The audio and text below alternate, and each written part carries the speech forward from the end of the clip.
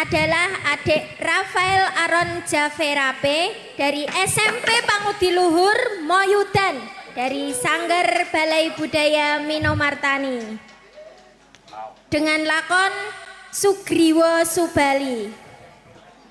Habis ini kita break dulu ya sampai jam 12.00. Nanti dilanjutkan untuk nomor undian 13. Oke. Untuk adik Rafael Aron Javera dari Sanggar Balai Budaya Minomartani, lakon Sugriwa Subali. Selamat menyaksikan.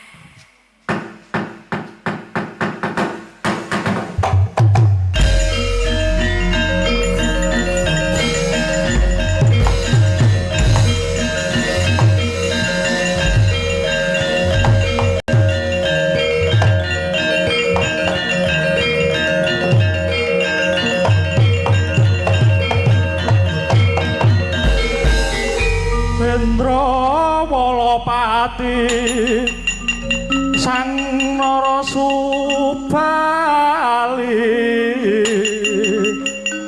lawan Maesa Sura umangsah ing yudha sinaksan Prajawata risang Mahawira mudhanaken padang kalawan bindi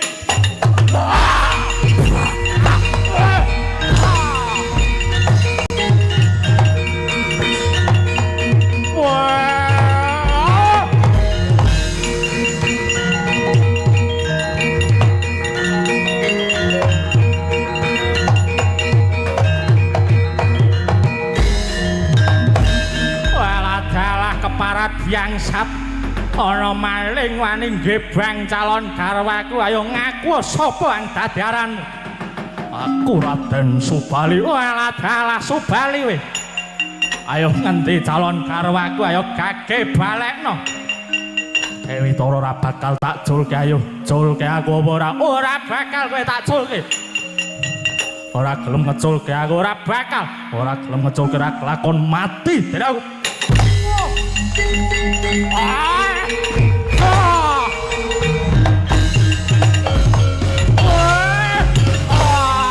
Bangsat.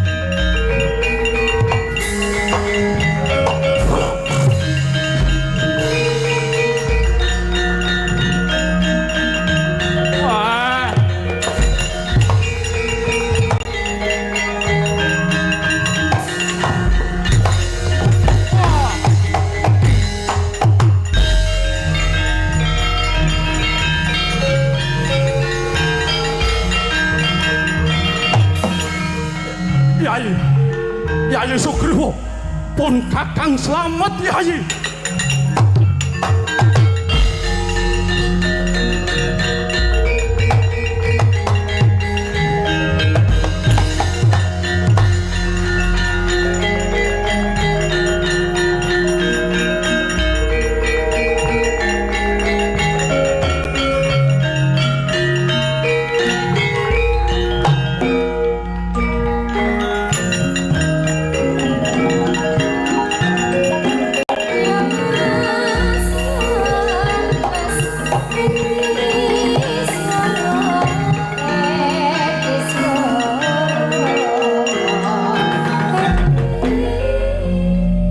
Yayi Dewi Toro.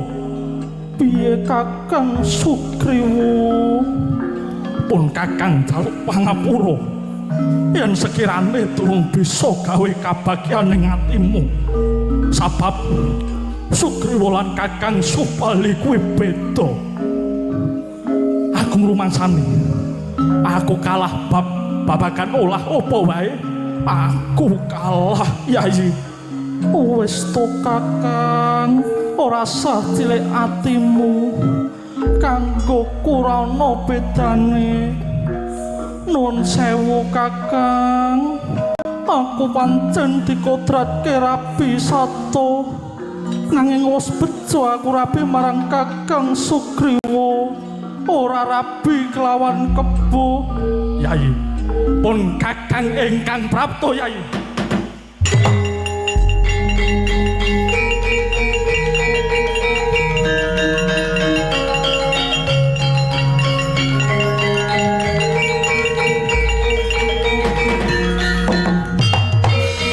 Loh, Kakang Subali urip. Oh.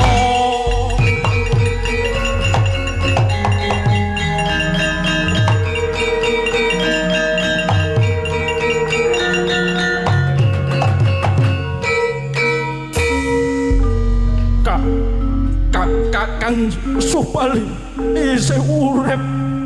Isih ana dewa kang welas marang pun Kakang Yayi. Yayi Sugriwa, sumingkira pun Kakang bakal sabjagong kelawan calon karo aku.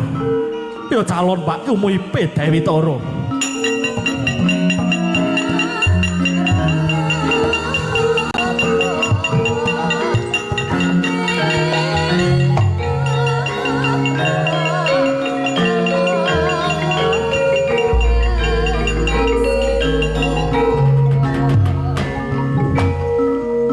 Yayi, pun Kakang sing prapta Yayi Dewi Toro. Pun Kakang bisa wal saka bebaya. Jagat wis tentrem lan rasamu wis ora goreh meneh. Merga Prabu Maesasura lan Pati Lembusura wis mati. Yayi, ora teges pun Kakang iku bakal nagih janji. Iku ora. Nanging pancen kabeh mau wis tak tekadi. Sinengguh Subali kuwi ora duwe isin ora apa-apa. Pancen wis dadi kodratku. Wis suwe nggonku kepengin sesandingan marang sliramu Yayi Dewi Toro. Ya sabab saka ucapmu kang tak bundeli. Ya iku siji. Kodrate Dewi Toro ginarwa mring makhluk satu. Hangka loro, waton ora dikarwa pawan kebu.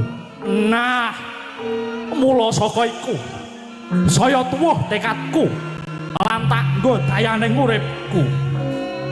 Yayi, yen sekirane Yayi Dewi Toro wis mantep bebrayan kelawan pun Kakang. Besok ngenteni apa? Saiki ngenteni apa? Ananging kang baku Subali tetep ngenteni mulunging atimu. Piye Yayi? Ayo gage wangsulan yo nduk, cah ayu. Aja mung meneng wae yo Yayi. Lho. Kok ora ana sing wangsulan iki? Sugriwa. Iki sejatine napa Sugriwa? Kakang sing gedhe pangapuramu ya Kakang. Sejatine kabeh mau ana kedadian rabi temon Kakang Kosek. Aku durung tanggap Kakang. Sajuguke lawang guwa. Tak kira Kakang cukup.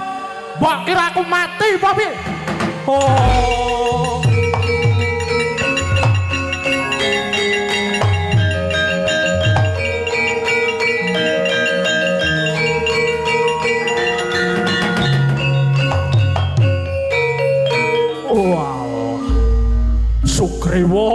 Sugriwa.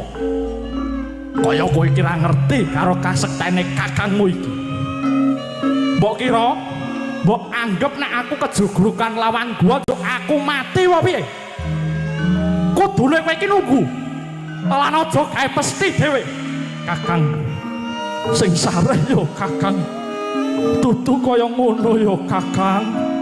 Aku ra teges mestekke Kakang Praloyo walah kagan alesan. Kowe iki pancen micaki, mudheki. Kowe arep ngembari karo Subali. Ana ora klakon. Banjur nganggo cara licik kaya ngene iki. Kakang. Ojo waton ngucap yo Kakang.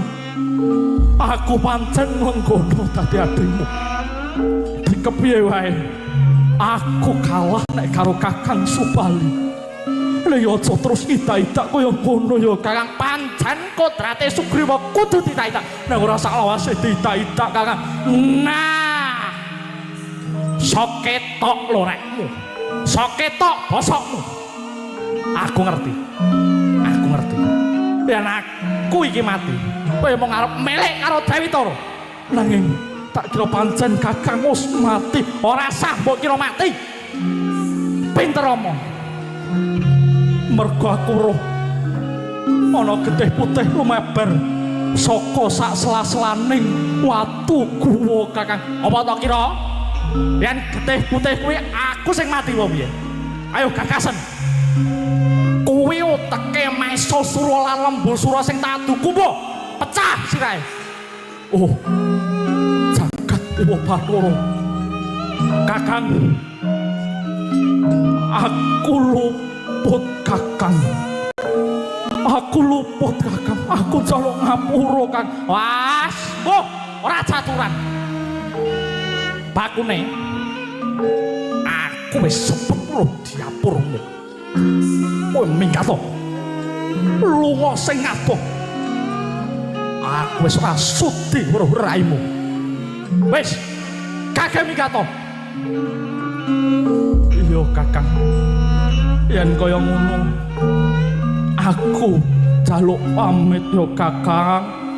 Muga-muga Kakang Subali bisa ayem lan langgeng bebrayan marang Dewi Tara. Yo, yen kaya ngono aku jaluk pangestumu yo Kakang. Aku tak lunga sing adoh. Sugriwa ora kena lunga. Oh.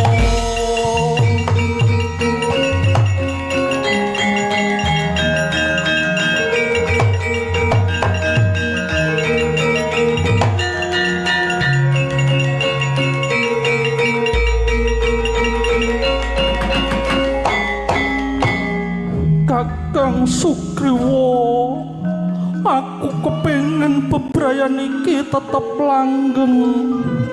Mula Kakang Sugriwa aja ninggalke aku. Ning endi kono ana Sugriwa, Dewi Tara bakal ngetutake. Aku kudu manut marang guru lakiku. Oh.